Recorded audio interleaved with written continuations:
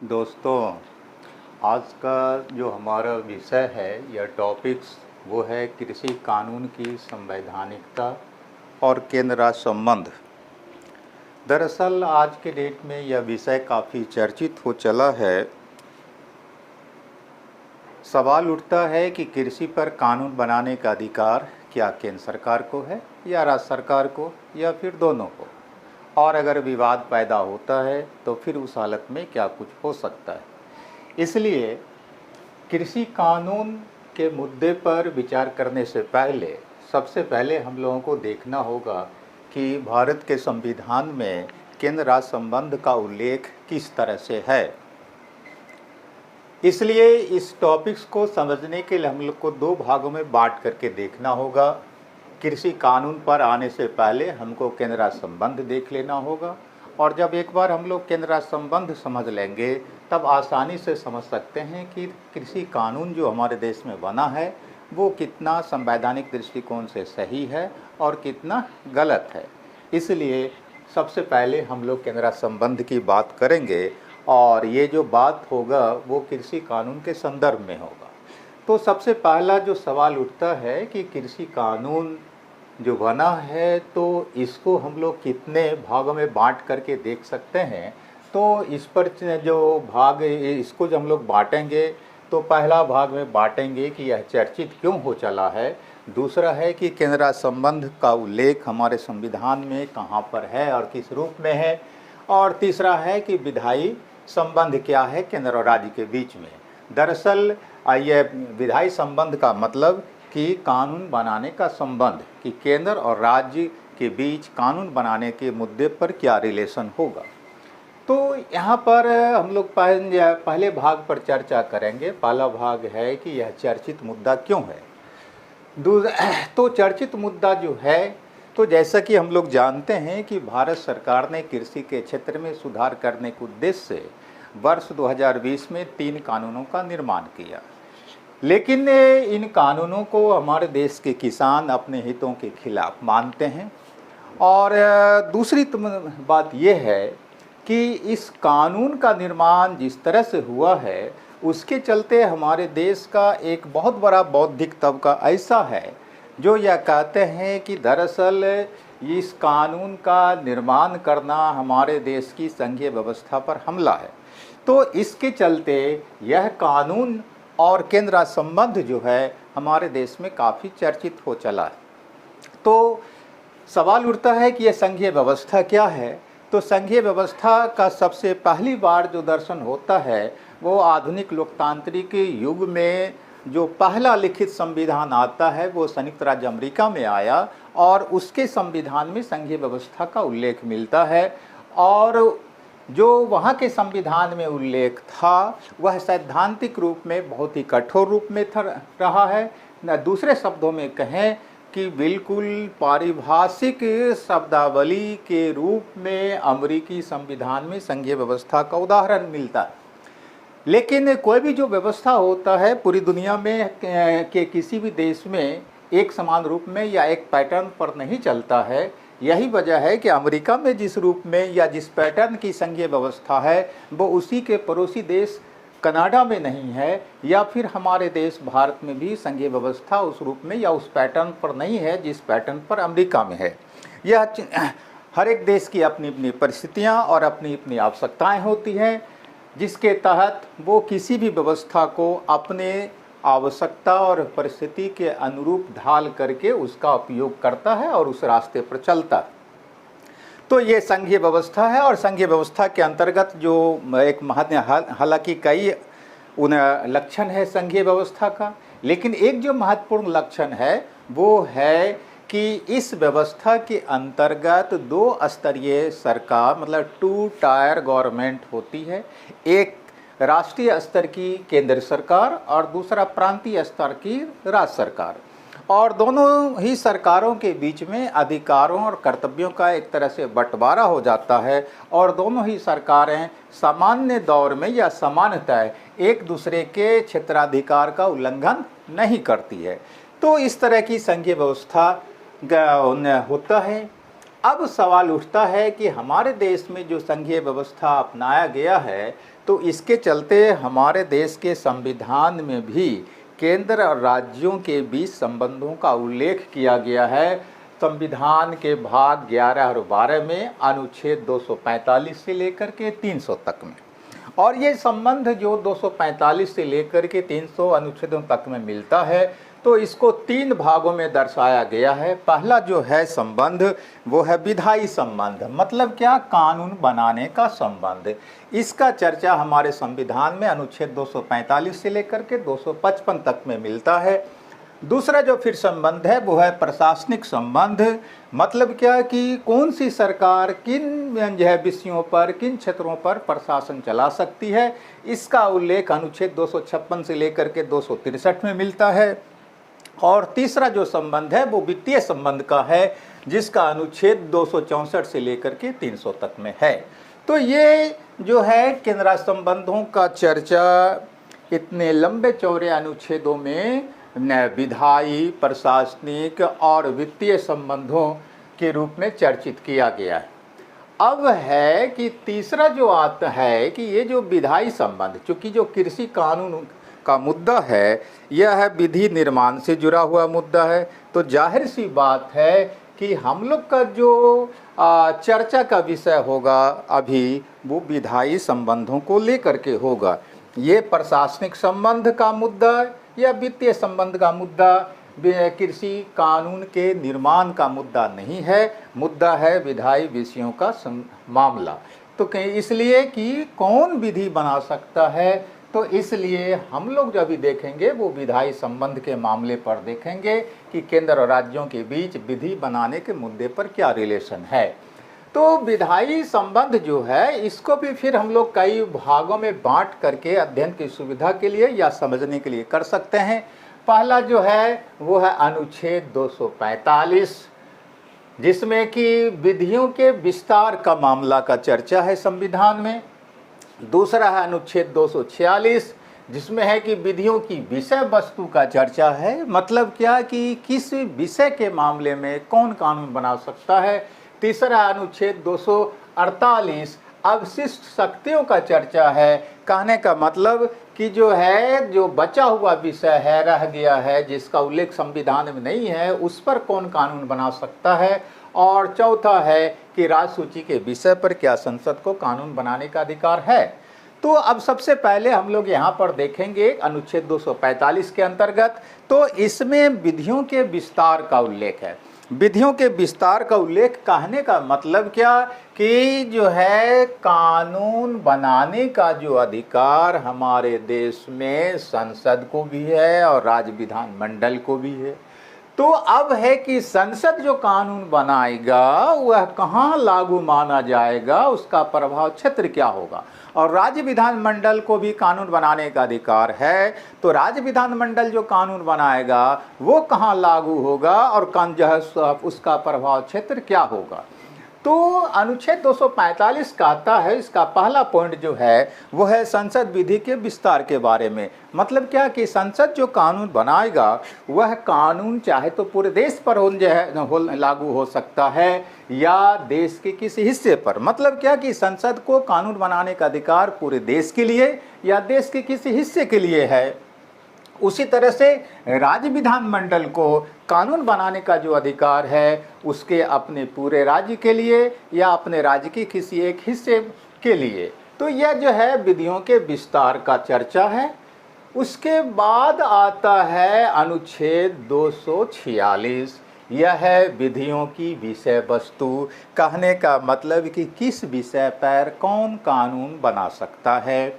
तो इसका चर्चा हमारे देश के संविधान की 7वीं अनुसूची में मिलता है। हम लोग जानते हैं कि हमारे देश के संविधान में अभी कुल मिलाकर के 12 अनुसूचियां हैं, और 12 जो अनुसूचियां हैं उसमें से जो 7वीं अनुसूची है, इसी 7वीं अनुसूची में 3 लिस्ट दिया गया है।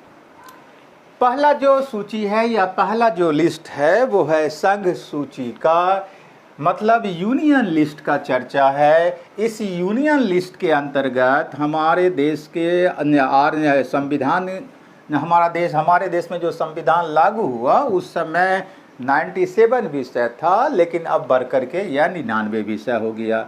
मतलब कि ये 99 विषय ऐसा है जिस पर केंद्र कानून बना सकता है। तो अब है कि ऐसा कौन सा विषय है, तो संघ सूची के अंतर्गत जो प्रमुख विषय है वो है नागरिकता, जनगणना, मुद्रा, सेना, रक्षा, विदेश मामले, युद्ध और शांति, इस तरह के 99 विषय हैं। दूसरा विषय है कि राज्य सूची का विषय। राज्य सूची का विषय मतलब जिस पर राज्य कानून बना सकता है। तो आरंभ में हमारे देश के संविधान में 66 विषय था, लेकिन अब वो घट करके 61 विषय हो गया। तो ऐसा राज्य सूची का विषय कौन सा है, तो जो प्रमुख विषय है राज्य सूची का वो है police, law and order, jail, लोक स्वास्थ्य, कृषि, सिंचाई, स्थानीय शासन, शराब का उत्पादन, ऐसे कुछ विषय हैं जो राज्य सूची के अंतर्गत आते हैं, मतलब जिस पर राज्य कानून बना सकता है। तीसरा जो सूची है वो है कॉन्करेंट लिस्ट का, मतलब समवर्ती सूची। आरंभ में 47 विषय इसके अंतर्गत थे, आज के डेट में यह बढ़कर के 52 विषय हो गया। मतलब कि जो समवर्ती सूची का विषय है उस पर कानून बनाने का जो अधिकार होता है हमारे देश में, वो केंद्र को भी है और राज्य को भी है। और ऐसा कौन सा प्रमुख विषय है, तो ऐसा जो 52 विषय में से कुछ प्रमुख है वो है शिक्षा, विवाह और विवाह विच्छेद, मतलब तलाक का मामला। उसी ढंग से जो है आपको जनसंख्या नियंत्रण और परिवार नियोजन, उसी ढंग से आ जाता है आपको जो है राष्ट्रीय जलमार्ग, कारखाना, समाचार पत्र, ऐसे कुछ विषय हैं जिस पर केंद्र और राज्य दोनों कानून बना सकते हैं। लेकिन अब सवाल है कि संघ सूची पर केंद्र कानून बनाएगा, राज्य सूची पर राज्य समानता कानून बनाएगा, समवर्ती सूची पर केंद्र और राज्य दोनों कानून बनाएगा। तो सवाल तो ये है कि ठीक है कानून बनाएगा, लेकिन अब जा कर के मुद्दा यहाँ पर ये आ जाता है कि अगर विवाद हो जाए, केंद्र कोई कानून बनाए या राज्य कोई कानून बनाए, केंद्र कानून बनाए किसी विषय पर तो राज्य कह दे कि ये हमारे राज्य सूची का विषय है, केंद्र को इस पर कानून बनाने का अधिकार नहीं है, केंद्र ने जो कानून बनाया है वो गलत है। या राज्य कोई कानून बनाए और केंद्र कह दे कि भाई ये राज्य को कानून बनाने का अधिकार नहीं है, ये गलत है। तो अगर ऐसा होगा तो क्या होगा, और तो ऐसा अगर होगा तो ये मामला सुप्रीम कोर्ट में जाएगा, और सुप्रीम कोर्ट जो है जिस सिद्धांत के अंतर्गत इस विवाद का फैसला करेगा वो कहलाता है doctrine of pith and substance का सिद्धांत। मतलब क्या कि सार तत्व का सिद्धांत। इस सिद्धांत के अंतर्गत कोर्ट जो है जो अधिनियम बनेगा, जो कानून बनेगा, उस पर फैसला सुनाएगा। तो ये जो सार तत्व का सिद्धांत मतलब पीथ एंड सब्सटेंस का सिद्धांत है, इस सिद्धांत के अंतर्गत सुप्रीम कोर्ट इस तरह के विवाद के मामले पर फैसला करता है। तो ऐसा जो उदाहरण हमारे देश में मिलता है वो कई बार ऐसा मामला हुआ, खास करके जो शुरुआती जो विवाद हुआ था वो बम्बई राज्य वर्सेज बालसरा 1951 का मामला था, जिसमें कि बम्बई अधिनियम बना था। चुनौती दिया गया कि यह केंद्र के अधिकार क्षेत्र में अधिकार क्षेत्र का अतिक्रमण है, इसलिए क्योंकि मादक द्रव्यों के आयात निर्यात करने का अधिकार केंद्र को है और राज्य ने जो मादक द्रव्यों के रखने और बेचने पर प्रतिबंध लगा दिया है, इसके चलते केंद्र मादक द्रव्यों का आयात निर्यात नहीं कर पाएगा। तो ये जो विवाद हुआ था, इस विवाद को बम्बई राज्य वर्सेज बालसरा 1951 का केस कहा गया और इसमें केंद्र ने अधिनियम के विषय वस्तु का विश्लेषण करने के बाद अपना फैसला दिया कि ये केंद्र के कानून का उल्लंघन नहीं है या केंद्र के अधिकार क्षेत्र का उल्लंघन नहीं है। कहने का मतलब विवाद होने पर सुप्रीम कोर्ट विवादों का निपटारा करता है। अब आता है उसके बाद जो है अनुच्छेद 248। ये जो 248 कहता है यह अवशिष्ट शक्तियों के बारे में चर्चा है। अवशिष्ट शक्ति क्या कि अभी हम लोगों ने देखा कि संविधान में 3 तरह के लिस्ट का चर्चा कर दिया गया है, एक केंद्र, दूसरा राज्य और तीसरा समवर्ती सूची का, और इस पर कौन कैसे कानून बना सकता है हम लोग देख चुके हैं। लेकिन अनुच्छेद 248 कहता है कि जिन विषयों का चर्चा इन तीनों ही सूचियों में नहीं है, वैसा कोई विषय अगर सामने आएगा तो उस पर कानून बनाने का अधिकार जो होगा वो केंद्र को होगा, और ऐसा जो विषय होगा वो अवशिष्ट विषय कहलाएगा। अवशिष्ट विषय कहने का मतलब बकाया विषय, शेष विषय। जिन विषयों का चर्चा तीनों सूचियों में नहीं हो पाया तो वो शेष विषय रह गया, और इसी शेष विषय को अवशिष्ट विषय कहा गया, जिस पर कानून बनाने का अधिकार हमारा संविधान अनुच्छेद 248 के अंतर्गत केंद्र को देता है। जबकि अमेरिका, ऑस्ट्रेलिया और स्विट्जरलैंड में ये अधिकार वहाँ के प्रांतों को है, केंद्र को नहीं है। और कनाडा में, जो उसी अमेरिका के बगल का जो देश है कनाडा, वहाँ ये अधिकार केंद्र को है। तो इस तरह से हमारे देश में जो संघात्मक व्यवस्था है वो एक हद तक कनाडा का मॉडल अपनाया गया है, अमेरिका का मॉडल नहीं अपनाया गया है। लेकिन सवाल उठता है कि दरअसल ऐसा क्यों? तो हमने पहले कहा कि हर एक देश अपनी परिस्थितियों और आवश्यकता के मुताबिक किसी भी व्यवस्था को अपनाता है। तो इसलिए अमेरिका में भले ही सैद्धांतिक तौर पर संघीय व्यवस्था का ज़्यादा पालन किया गया है, लेकिन उसमें भी हम लोग फिर देखते हैं कि आज के डेट में अमेरिका में भी वो संघीय व्यवस्था का मॉडल नहीं रह गया है जो उसके यहाँ शुरुआती दिनों में था। शुरुआत में केंद्र वहाँ बहुत ज़्यादा कमज़ोर था, राज्य वहाँ मजबूत था, लेकिन इस व्यवस्था के चलते अमेरिका कई बार संकटों में फंसा। खास करके उसे जो है भयानक गृहयुद्ध का सामना करना पड़ा।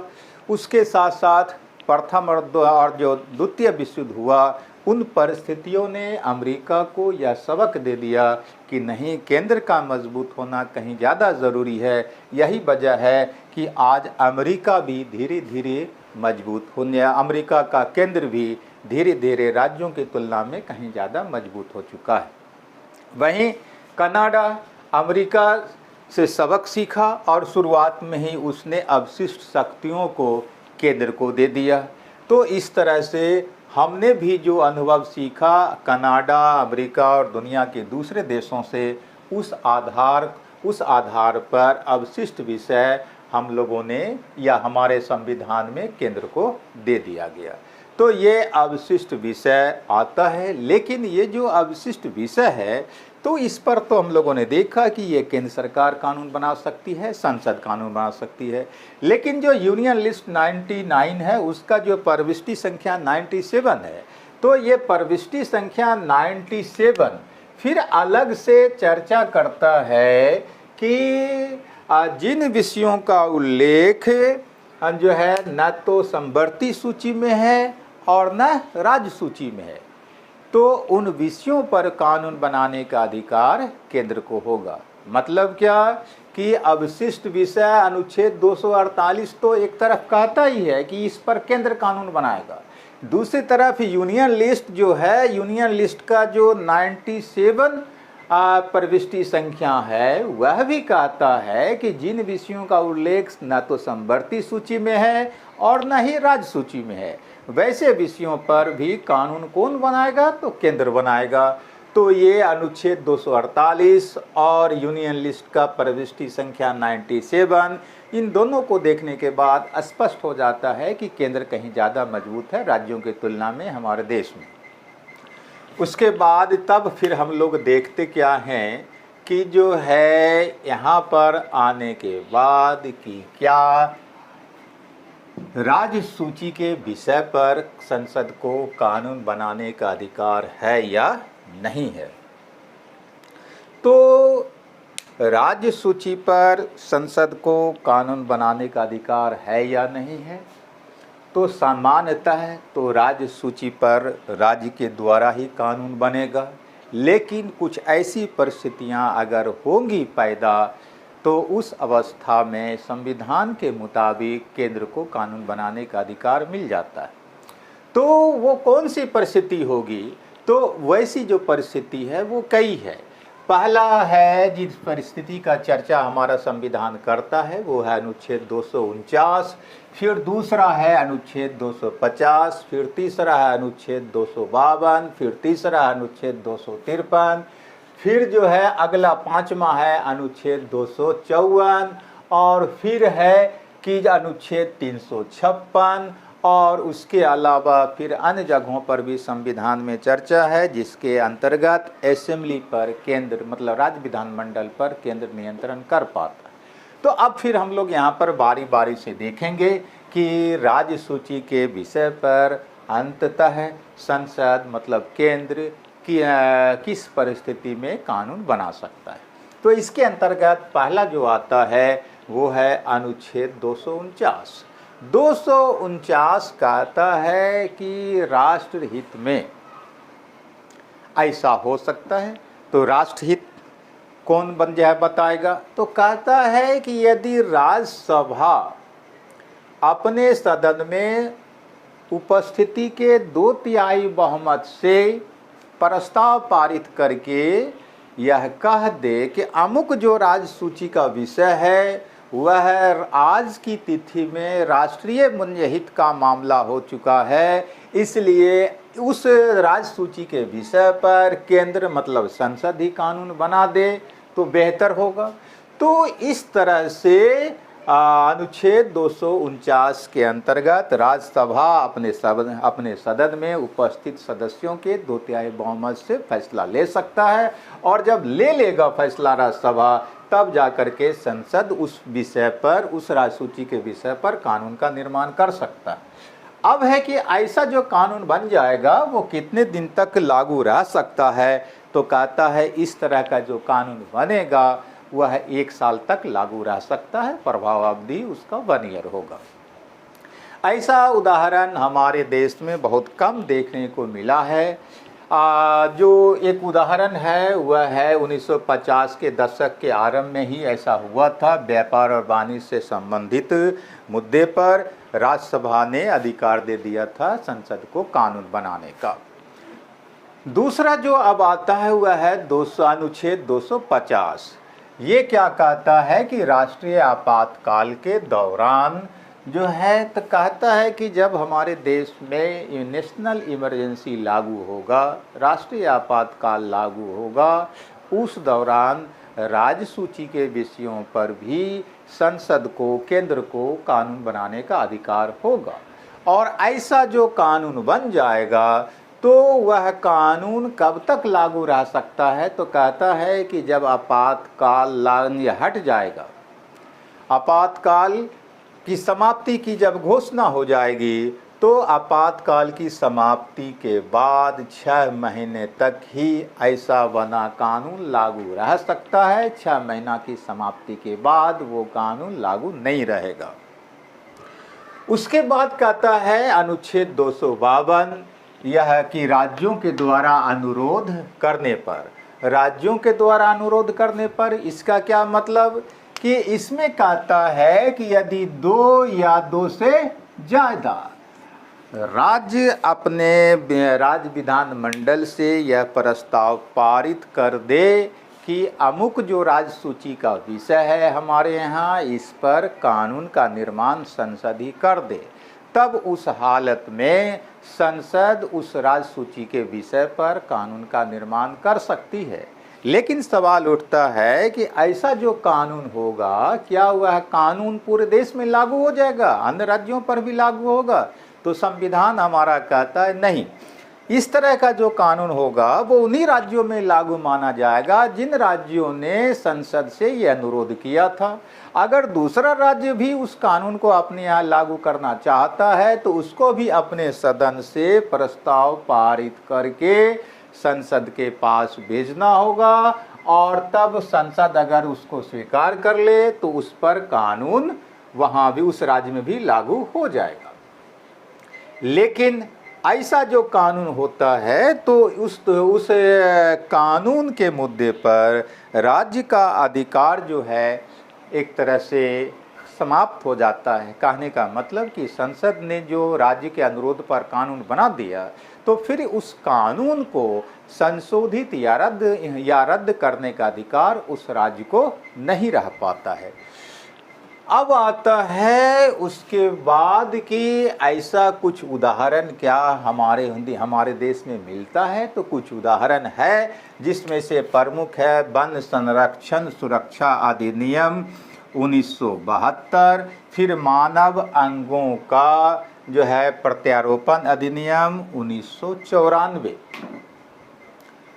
उसके बाद आता है अनुच्छेद 253, यह कहता है अंतर्राष्ट्रीय समझौतों को लागू करना। चूँकि हमारे देश का जो दुनिया के अन्य देशों से संबंध होता है और उन देशों के साथ जो समझौता होता है या फिर जो अंतर्राष्ट्रीय स्तर की विभिन्न संस्थाएं हैं जैसे कि संयुक्त राष्ट्र संघ है या सार्क है या अन्य जो संस्थान हैं, उन संस्थानों से जो हमारे देश का समझौता होता है तो उन समझौतों के शर्तों को लागू करने के लिए अगर भारत में राज्य सूची के विषयों पर कानून बनाने की ज़रूरत पड़ेगा तो कौन बनाएगा? तो हमारा संविधान का अनुच्छेद 253 कहता है कि इस हालत में संसद मतलब केंद्र ही राज्य सूची के विषय पर कानून बना सकता है।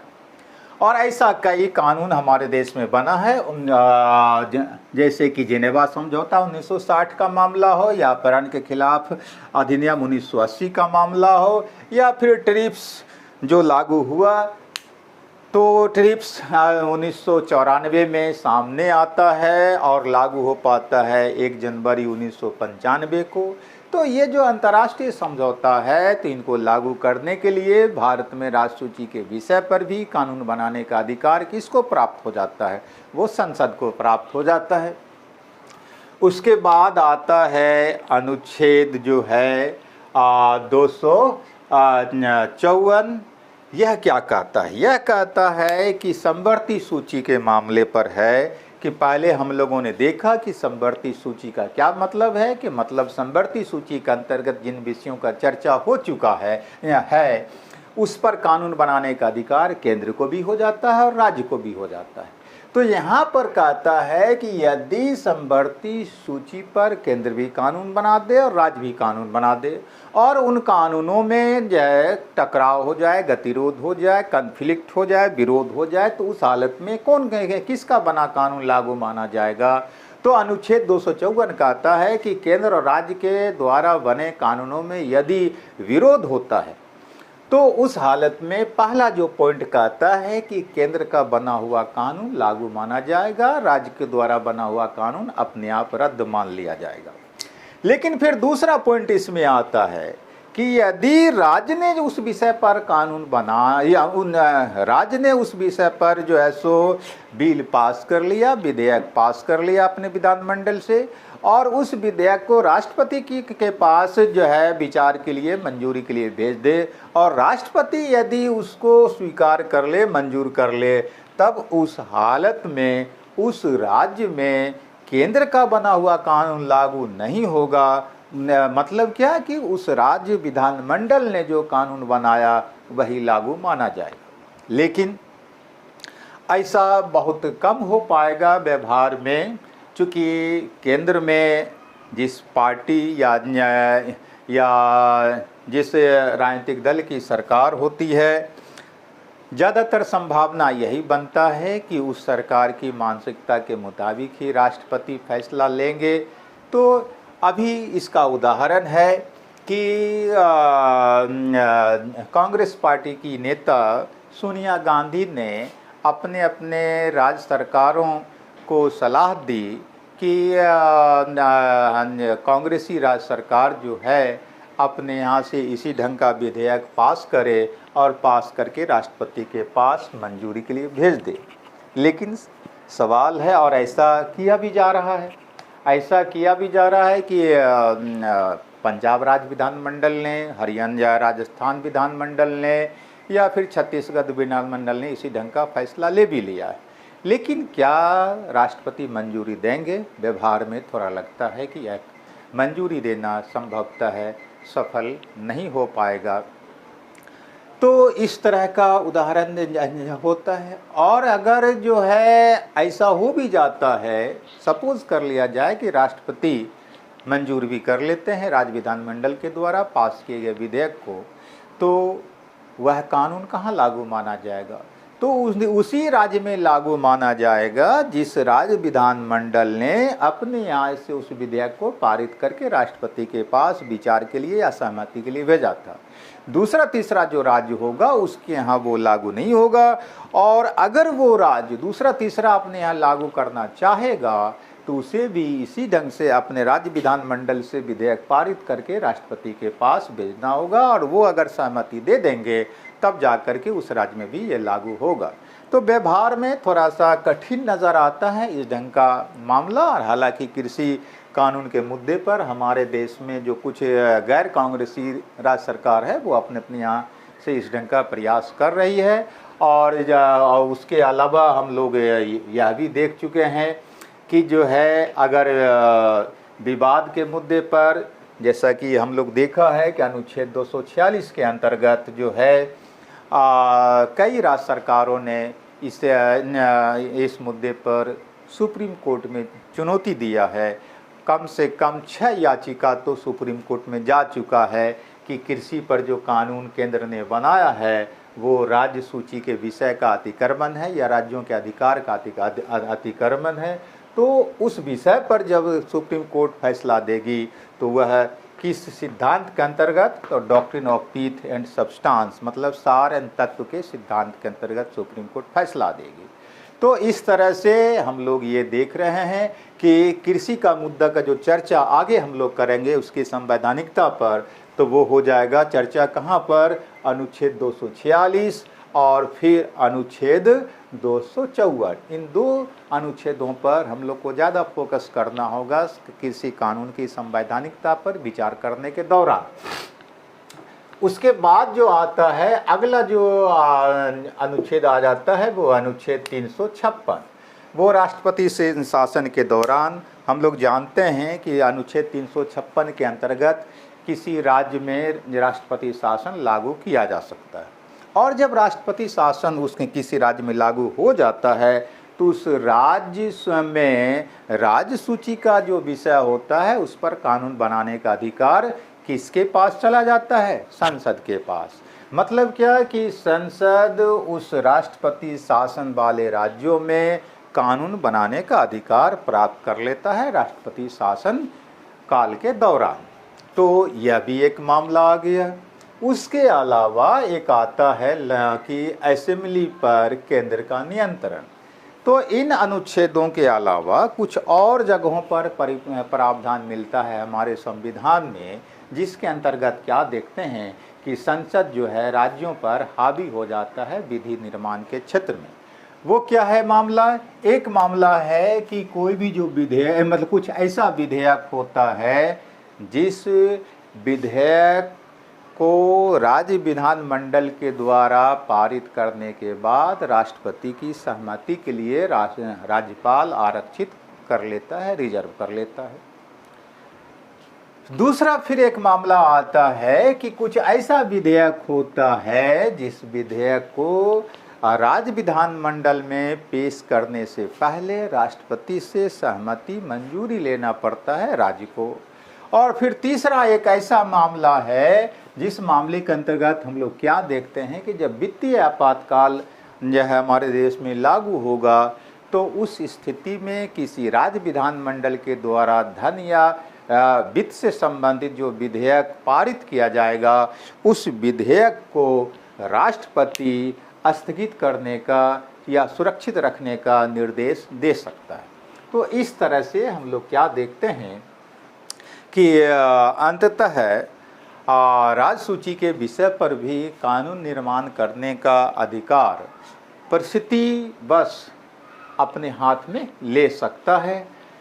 उसके बाद अब है कि अंत में हम लोग क्या कह सकते हैं, तो अंत में हम लोग कह सकते हैं कि कुल मिलाकर के भारत में एक संघात्मक व्यवस्था अपनाया गया है और इस व्यवस्था के अंतर्गत सामान्यतः है तो केंद्र और राज्य सरकारें जो होती हैं दोनों का अपना अपना अधिकार है और सामान्य परिस्थिति में कोई भी सरकार एक दूसरे के मामले में हस्तक्षेप नहीं कर सकती है, उसके अधिकारों का अतिक्रमण या उल्लंघन नहीं कर सकती है।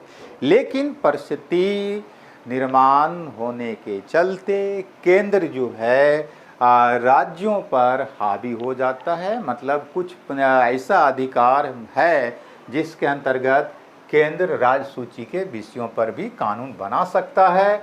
और कुल मिलाकर के जहाँ तक कृषि कानून का मामला है तो जो कृषि कानून केंद्र के द्वारा बना है, इन्हीं सारे प्रावधानों के चलते आज यह विवाद का मामला है। एक तरफ राज्य विधानमंडल उस कानून के खिलाफ जो है सो विधेयक या प्रस्ताव पारित कर रहे हैं, तो दूसरी तरफ उस कानून के खिलाफ सुप्रीम कोर्ट में केस भी हो रहा है। मतलब क्या कि इस कानून की संवैधानिकता को ही चुनौती दिया जा रहा है।